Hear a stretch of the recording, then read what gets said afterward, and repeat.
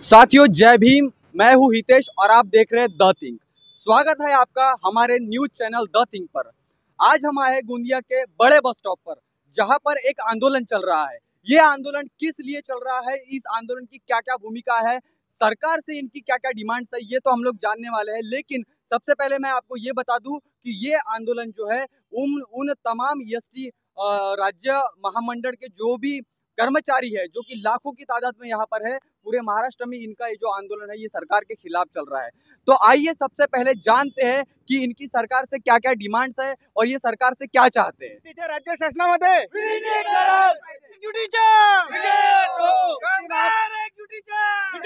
आइए जानते हैं कि ये जो आंदोलन है ये कितने दिनों से चल रहा है, कितने हफ्तों से ये लोग यहाँ पर आंदोलन के लिए बैठे हैं। तो सबसे पहले मैं इनसे सवाल करना चाहता हूँ कि सर आपके आंदोलन की क्या भूमिका है, आप सरकार को क्या बताना चाहते हैं? हम सरकार से यही चाहते हैं कि हमारा जो एसटी महामंडल है ये विलीनीकरण होना चाहिए शासन में, क्योंकि ये जिस हिसाब से पगार हमारी बढ़ा रहे उस हिसाब से हम लोग सेटिस्फाइड नहीं है उसमें, समझे ना। और आप देख ही रहे हमारा कितने दिन से संप चालू है, उसके ऊपर कोई भी नेता आगे आकर हमारे समस्याएं पूरी नहीं कर रहा है। हमारे लोग बैठे हुए मुंबई में, हाँ, लेकिन अभी तक उसका कुछ भी निवारण नहीं हुआ है। तो हम चाहते हैं कि हमारे जो मुख्यमंत्री सर है उनसे चाहते हैं, निवेदन भी करते हैं कि हमारी मांगे पूरी की जाए और हमारे जो भाई लोग हैं उनको थोड़ी राहत दिलाए। इनका कहना यह है साथियों कि पिछले कई हफ्तों से यहाँ पर पूरे राज्य भर में जो है इनके कर्मचारी जो आंदोलन कर रहे हैं और सरकार का इनके तरफ जो है रुख जो है बिल्कुल ध्यान नहीं है। तो मैं इनसे जानना चाहता हूँ कि सर आपकी क्या क्या डिमांड्स है और आप कौन सी डिमांड है जो आप सरकार से चाहते हो, क्या क्या आपकी मांगे हैं? हाँ सर बोलिए। हमारी एक ही डिमांड है, शासन विलीनीकरण। हमको शासन निर्णय में समाविष्ट करा जाए और शासन के समान हमको वेतन दिया जाए, बस हमारी इतनी डिमांड है और यही एक ही मांग है। इनका कहना यह है कि हमारा जो विलीनीकरण है वो सरकार में होना चाहिए, क्योंकि राज्य में जितने भी कर्मचारी है जो कि स्टेट गवर्नमेंट के अंडर में काम करते हैं, उसी तरह जिनको उनको जैसा ट्रीट किया जाता है वैसा हमें भी ट्रीट किया जाए। इनके साथ में इस आंदोलन में कम से कम 30 से 40 जो इनके हैं कर्मचारियों ने अपने प्राणों की आहुति दी, अपने प्राणों का बलिदान दिया, लेकिन फिर भी ये सरकार जो है सोई हुई है। राज्य सरकार ये जो है इनके लिए कोई एक्शन नहीं ले रही है, कोई प्लान नहीं ले रही है। तो सर मैं आपसे ये कहना चाहता हूँ कि ये जो देश में प्राइवेटाइजेशन चल रहा है, कहीं ना कहीं इसका प्रभाव जो है ये आपके आंदोलन पर पड़ने वाला है। तो आप इस पर अपने क्या विचार रखेंगे सर? जी जी बोलिए सर। एक आदमी जो होता है, जी हमारा 55 सीटर गाड़ी है। जी हम जब रास्ते पे निकलते हैं, अपने घर से डब्बा लेके निकलते, हम जब निकलते हैं यहाँ से ना, तो लोगों को विश्वास रहता है कि ये एसटी की गाड़ी है करके, और एसटी का कर्मचारी है, ये चलाएगा तो सुरक्षित ले जाएगा जहाँ तक जाएगा। अगर 2 प्रवासी भी रहे या 4 रहे या 55, वो गाड़ी वहां तक जाएगी जरूर, सुरक्षित पहुंचाएगी जरूर। इनका कहना यह है कि हम जो है जनता को, मतलब पूरे राज्य में जितने भी कामगार लोग हैं, जितने भी विद्यार्थी हैं जो स्कूल से बस से जाते हैं, उनको समय पर पहुंचाने की जिम्मेदारी हमारी है। सुबह 6 बजे लोग सोकर नहीं उठते, लेकिन ये अपने ड्यूटी पर पहुंच जाते हैं, इनका ये कहना है। मैं आपसे ये पूछना चाहता हूँ कि आपको अपने फैमिली में क्या क्या समस्या है, मतलब आपके वैयक्तिक जीवन में आपको क्या क्या समस्याएं झेलनी पड़ रही है? समस्याएं बहुत सारी है। अभी कैसा, जिस हिसाब से हमारा पेमेंट है जी उस हिसाब से हम अपने बच्चों को अच्छी शिक्षा नहीं दे पा रहे हैं। जी बिल्कुल। और जैसे हमारे घर में किसी बड़े कार्यक्रम का ये हो जाता है, बहन की शादी है या अदरवाइज जो भी है, ज़्यादा पैसे की ज़रूरत है, हमको लोन लेना पड़ता है। लेकिन लोन फेडने के लिए हमारे पास उतना पेमेंट ही नहीं होता। अगर लोन कटता है तो उसमें हमको इधर तकलीफ हो जाती है। तो जिस हिसाब से बाकी राष्ट्रों में, बाकी जो राष्ट्र है, राज्य है, उन राज्यों में जो महामंडल को पगार है, जितने भी महामंडल, उस हिसाब से भी हमको दिया जाए, है ना। उनका जो विलीनीकरण हुआ है हमारा भी हो सकता है। जब उनका हुआ है तो हमारा क्यों नहीं हो सकता। अब शासन का कहना ये है कि बाकी भी स्टेट में ये है क्या बोलते हैं, महामंडल, उनको भी दिया जाएगा। तो मैं बोलता हूँ हमारी अति आवश्यक सेवा है, हम क्या सेवा दे रहे वो भी तो देखो ना, वो मायना रखता है ना। आज हम 50 लोगों को गाड़ी में ले जाते हैं, 50-60 जितने भी बैठते हैं, तो हमारे विश्वास के कारण बैठते हो। आज एसटी में कोई भी व्यक्ति या कोई भी महिलाएं बैठती है, एक बस में एक भी प्रवासी नहीं रहा, लेकिन वो महिला हमारे साथ में अकेली बैठ जाती है। क्यों? एक विश्वास है एसटी का, और हम उस विश्वास को कायम रखते हैं और कायम रखेंगे हमेशा। और इनका ये कहना है कि जैसे हम जो जिम्मेदारी से हमारा काम करते हैं, उस जिम्मेदारी के साथ में 55 से 50 लोगों को हम लोग यहाँ पर रोज लेकर जाते हैं। तो बस से जो भी प्रवास करता है वो एकदम सामान्य से सामान्य लोग हैं जो कि बस से प्रवास करते हैं। साथियों, अभी कोरोना की स्थिति खत्म हो रही है और धीरे धीरे स्कूल कॉलेजेस चालू हो रहे हैं। गांव से दूर दराज से आने वाले स्कूल के बच्चे, कॉलेज के बच्चे इन एसटी महामंडल के जितने भी कर्मचारी हैं इनके साथ में आते हैं, ये उनको शाम को छोड़ते हैं। तो कहीं ना कहीं इनकी इस आंदोलन से जनजीवन प्रभावित हो रहा है। स्कूल कॉलेज की स्थिति जो है, स्टूडेंट बरोबर कॉलेज में नहीं पहुंच रहे हैं। तो ये कहीं ना कहीं हमारे इर्द गिर्द जितना भी वातावरण है इस पर भी इनके आंदोलन का जो है असर पड़ रहा है।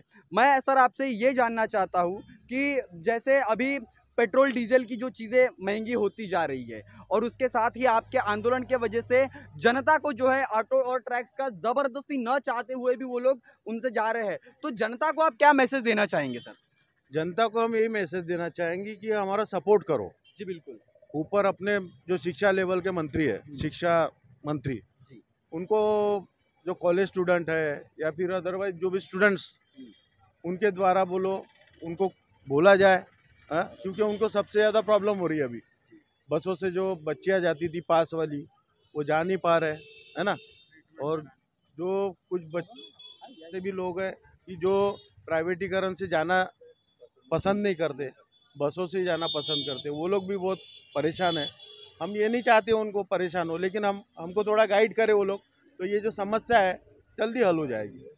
इनका कहना यह है कि सरकार अगर हमारी मांगे पूरी करती है तो हम जो हमारा आंदोलन है वो स्थगित कर देंगे, और साथ ही जो जनता को हमारे मतलब इनकी बसेस बंद होने की वजह से जो प्रॉब्लम्स हो रही है, जो स्कूल कॉलेज में बच्चे जा रहे हैं वो जो नहीं पहुंच पा रहे हैं, वो कहीं ना कहीं उनके एजुकेशन का भी लॉस हो रहा है। तो वो कहीं ना कहीं एक दुख वाली जो भावना है, सहानुभूति वाली जो भावना है, वो इन सभी कर्मचारियों के मन में है। अब मैं आपसे मतलब इन्होंने जनता से ये आह्वान किया है कि हम जो आंदोलन कर रहे हैं इस आंदोलन को आप सपोर्ट कीजिए, क्योंकि यह आंदोलन बेशक इनके रोजी रोटी का है, लेकिन यह आंदोलन इस बात के लिए भी है कि जो इस देश का 85% बहुजन समाज है, जिसके पास में साथियों गाड़ी लेने की औकात नहीं है, 4 व्हीलर लेने की औकात नहीं है, जो बेचारा बस से 30 रुपये की टिकट निकालकर समझो प्रवास करता था, उसको आज मजबूरन 100 से 150 रुपये दे करके ज़बरदस्ती उसको जाना पड़ रहा था।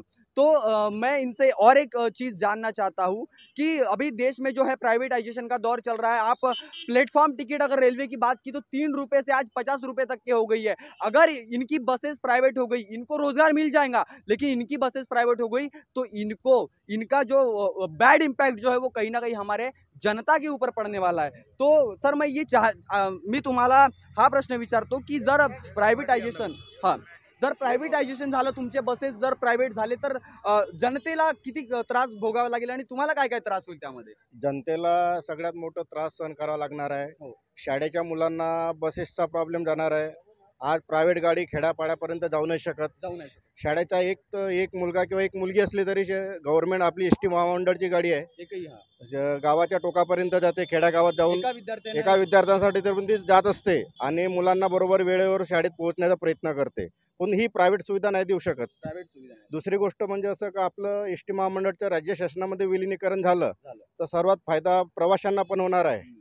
प्रवाशांचे तिकीट दर कमी होतील, शाळेच्या मुलांना वेळेवर गाड्यांची सुविधा मिळेल, चांगल्या प्रकारचा निकृष्ट दर्जा मिळणार, चांगल्या व्यवस्थित प्रकारचं, आणि प्रवाशांना चांगल्या सुखसोयी मिळतील आणि त्यामुळे कोणत्याही प्रवासाची गैरसोय होणार नाही। हे फायदे प्रवाशांना मिळणार आहेत आणि कर्मचाऱ्यांना पण शासनात विलीन झाल्यानंतर प्रवाशांच्या जे आर्थिक दृष्ट्या आहेत, परिवाराचे जे मेंटेनन्स आहे, शाळेच्या मुलाचं शिक्षण आहे, हे योग्य प्रकारे करता येईल। इनका कहना यह है कि अगर चीज़ें प्राइवेट होती है, बसेस प्राइवेट होती है, तो जहाँ पर ये लोग एक बच्ची को, एक स्टूडेंट को उस गांव से शहर तक के कॉलेज पहुंचाने की जो जिम्मेदारी इनके ऊपर थी, ये लोग बड़ी बखूबी निभाते। लेकिन प्राइवेट जो बसेस है या फिर प्राइवेट ट्रैक्स है, जब तक कि यहाँ पर पूरी जो व्यवस्था है, मतलब पूरी उनकी गाड़ी भर नहीं जाती, तब तक के वो यहाँ से टस से मस नहीं होते। तो मैं बहरहाल आपसे ये जानना चाहता हूँ, मी तुम्हाला हा प्रश्न विचारते की तुमचं आंदोलन केव्हापर्यंत चालणार? आमचं आंदोलन जेव्हापर्यंत एस टी महामंडळाचे राज्य शासनामध्ये विलिनीकरण होत नाही तेव्हापर्यंत आम्ही सगळे कर्मचारी आंदोलनावर ठाम राहून आमची एकच मागणी आहे, जेव्हापर्यंत गव्हर्नमेंट महाराष्ट्र शासन लिखितमध्ये एस टी महामंडळाचे विलिनीकरण होत नाही तेव्हापर्यंत आम्ही मागे हटणार नाही आणि आमचा संप हा शेवटपर्यंत विलिनीकरण होत नाही तेव्हापर्यंत संप असाच आमचा बेमुदत ठाम राहील. कामगार एकजूट, कामगार एकजूट जिंदाबाद, कामगार एकजूट जिंदाबाद। इनका कहना यह है कि ये आंदोलन जो है, जब तक के सरकार हमारी मांगे पूरी नहीं करती, तब तक के बेमुदत मतलब जब तक के सरकार हमारी चीज़ों को एक्सेप्ट नहीं करती, हमारी डिमांड्स एक्सेप्ट नहीं करती, तब तक के हम यहाँ से हिलने वाले नहीं है। साथियों, एक कहावत है कि जैसे जैसे चीज़ें बदलती जा रही है, जैसे जैसे समय चेंज होते जा रहा है, सुख सुविधा से आदमी लेस होते जा रहा है, लेकिन कहीं ना कहीं गरीब व्यक्ति को उसके जीवन को आसान बनाने के लिए जो है यहाँ पर एसटी मंडल के, महामंडल के जितने भी कर्मचारी है यहाँ पर लगे हुए हैं। और मैं आखिरी सवाल इनसे पूछना चाहता हूँ कि अगर सरकार ने आपके नहीं सुनी, क्योंकि आपके पूरे राज्य भर में जो आंदोलन चल रहा है, कहीं ना कहीं इस आंदोलन की जो गति है वो धीरे धीरे बढ़ती जा रही है, लोग दिन ब दिन परेशान होते जा रहे हैं, क्योंकि बसेस ट्रैक्सेस जो है इनका भाड़ा जो है बहुत महंगा होते जा रहा है। तो सरकार को कहीं ना कहीं इस बात की भनक है या नहीं है?